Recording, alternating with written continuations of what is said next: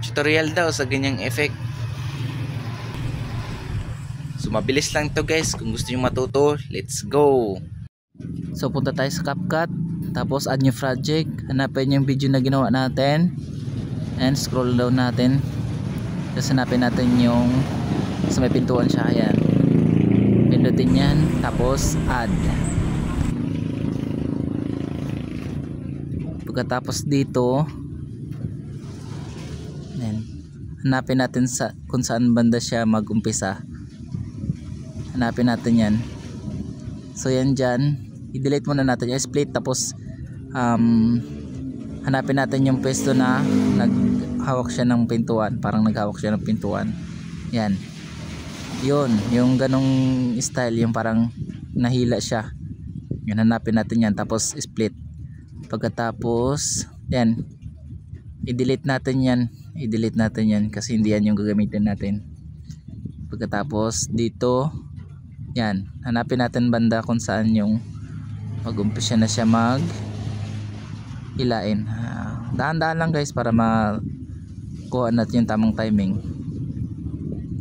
Tapos dyan banda, i-split natin yan, split.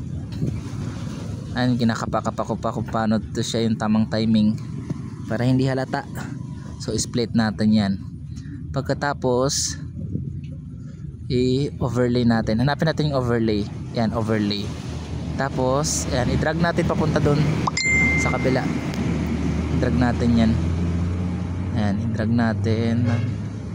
Tapos pindutin yan para ma-highlight siya. Pagkatapos yung yan dito sa dulo, yan dyan, yan, cut natin, tapos i-freeze natin yan, freeze. Ayan, tapos ito yung na-freeze natin, paliitin natin yan siya.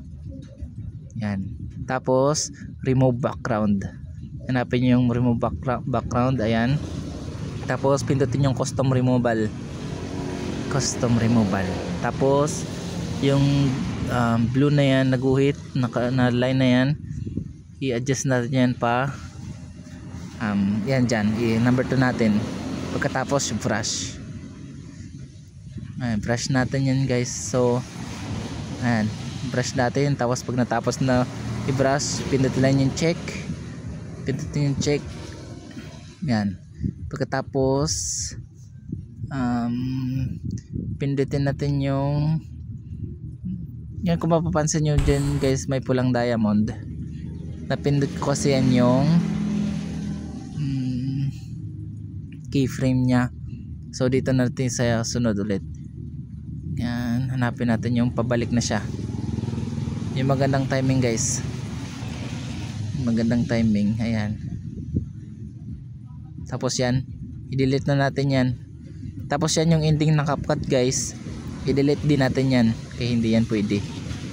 Tapos dito hanapin natin yung din dyan sa unahan guys. Yan yung i-freeze natin dyan, i-freeze natin yan. Hanapin natin yung freeze.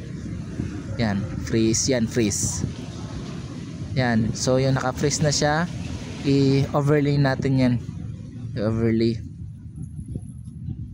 hanapin natin yung overlay. So yan yung overlay, tapos i-drag ulit natin pa kanan. Yan, adjust natin yan, i-abante natin doon ulit kabila. Yan dyan, tapos agwatan natin dito guys para mas maganda tignan siya, hindi siya mabilis. I-adjust natin guys, yan, parang ganyan ba. Tapos yan, dyan magki-keyframe tayo dito sa kabila, dito sa may custom removal po pala muna, brush. Yan, brush natin yan, padaliin natin yan para mabilis matapos. Tapos check. Ayun, so ganun na siya. Tapos iurong natin dito yung nakalay na yan. Yan, tapos keyframe yun. Pagkatapos nag-diamond na siya, i-adjust natin yan siya guys, nakadiretso na, naka-keyframe na agad. Yan, so kung mapapansin nyo, nag-delete na siya. Ayan, check ulit natin guys. Ayan, so nawala na siya. Alam mo nandito na ako? Mm. Paano mo nalaman? Ano ini? Ilaw? Ayan, panoorin natin guys. Delete natin yan para magpantay siya. Ayan, panoorin na natin. Kwarto natin. So yan. So yan, tapos na guys. Kung nagustuhan nyo itong video na to, huwag nyo naman kalimutang mag-follow, share, at huwag na rin magkalimutang mag-like. Thank you.